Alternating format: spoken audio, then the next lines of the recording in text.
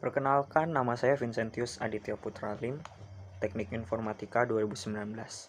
Dalam video ini saya akan membahas tentang diskriminasi yang terjadi di Indonesia dan bagaimana hubungan diskriminasi ini dengan ideologi negara kita, yakni Pancasila, khususnya pada sila kelima, yakni keadilan sosial bagi seluruh rakyat Indonesia. Diskriminasi, sebenarnya apa sih diskriminasi? Atau apa maksud dari kata diskriminasi?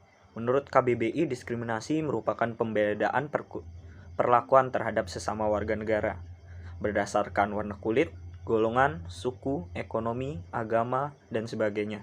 Sehingga di video ini saya ingin membahas bagaimana diskriminasi ini di Indonesia, khususnya dalam ruang lingkup bermasyarakat kita, dan bagi bagaimana cara kita agar terhindar dari diskriminasi. Tidak dipungkiri bahwa sadar atau tidak sadar, diskriminasi selalu erat dalam kegiatan bermasyarakat. Sadar tidak sadar pula kita sering melakukan hal-hal diskriminasi ini sendiri.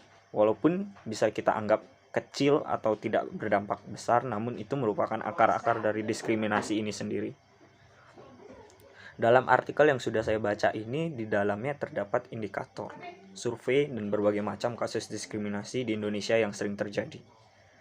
Sebenarnya apa saja sih topik yang bisa menjadi akar masalah dari tindakan diskriminasi ini? Pertama, dalam berbagai kasus, agama menjadi hal atau faktor utama dalam diskriminasi di Indonesia. Kedua, kaum difabel. Ketiga, gender. Menurut persentase, agama menjadi topik terbesar, yakni sampai 59% kasus. Di sini saya akan berbagi beberapa contoh kasus yang telah diutarakan dalam artikel, yakni tindakan kekerasan dan penyerangan di Solo. Penyerangan ini dilakukan oleh sekelompok orang pada upacara Midodareni yang diselenggarakan di kediaman almarhum Segaf Al-Jufri, Kota Surakarta. Sekelompok orang tersebut melakukan penyerangan, merusak sejumlah mobil, dan memukul beberapa anggota keluarga yang melakukan upacara Midodareni, sembari meneriaki bahwa Syah bukan Islam dan darahnya halal. Sedikit catatan, Midodareni merupakan tradisi yang banyak dilakukan oleh masyarakat Jawa untuk mempersiapkan hari pernikahan. Selain dalam dunia orang dewasa atau kegiatan yang dewasa, sebenarnya diskriminasi di sini juga sudah muncul terlebih dahulu dari lingkungan sekolah.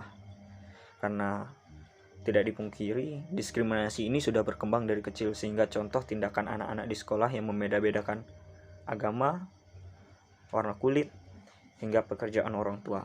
Tak jarang juga kita jumpai beberapa oknum-oknum guru yang tidak mempermasalahkan hal tersebut. Karena menurut oknum guru itu sudah biasa, padahal seharusnya mereka sebagai guru yang berperan sebagai pembimbing di sekolah seharusnya memberikan pembelajaran bahwa tindakan-tindakan tersebut tidak benar dan tidak semestinya dilakukan. Dilihat lebih jauh mengenai permasalahan diskriminasi ini, sebenarnya mengapa diskriminasi ini sering terjadi. Diskriminasi seringkali terjadi diawali dengan prasangka. Dengan prasangka, kita membuat perbedaan antara kita dengan orang lain.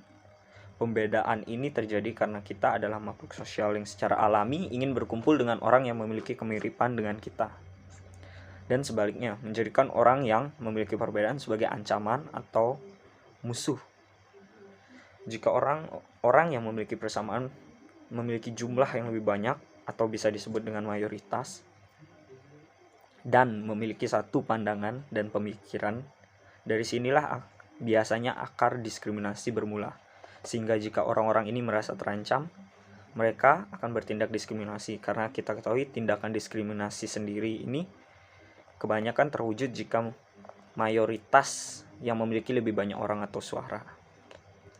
Sebenarnya dari Pancasila sendiri sudah menegaskan bagaimana cara kita bertindak, yakni dengan saling membantu, berperilaku adil dalam lingkungan sosial, sehingga tindakan diskriminasi ini sendiri sudah termasuk perilaku yang melenceng dari Pancasila, yang mana Pancasila itu sendiri sebagai ideologi dari bangsa Indonesia. Maka dari itu sebenarnya ada beberapa tips cara bagaimana tindakan diskriminasi ini dapat dicegah dan antisipasi, yakni dengan saling terbukanya antar golongan, kelompok, sehingga permasalahan yang sebelumnya ada bisa dapat diselesaikan dengan baik-baik tanpa harus saling menyakiti satu sama lain. Lalu pembelajaran secara tegas, yakni Pancasila itu sendiri di dalam lingkungan sekolah, sehingga nanti ketika para siswa yang akan melakukan kegiatan bermasyarakat di Indonesia sudah paham benar bagaimana bermasyarakat di Indonesia sendiri, sehingga diskriminasi dapat dicegah.